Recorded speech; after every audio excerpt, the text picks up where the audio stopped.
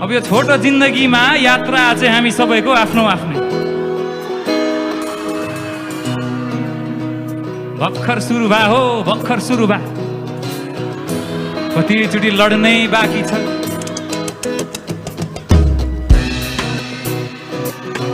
लडिन्छ धेरैचोटि, तर जसरी लडियो त्यही रफ्तारमा उठिन्छ।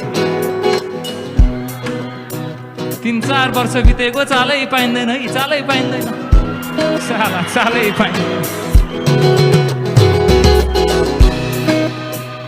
आउने दिनहरूमा नयाँ साथीभाइ इष्टमित्र,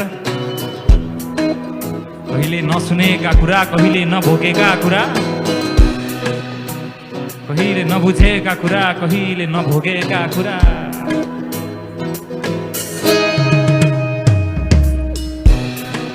कहिले काहीँ यस्तो आउला तपाईँहरूको जिन्दगीमा, राति भक्कानो छोडेरै रुन मन लाग्छ है।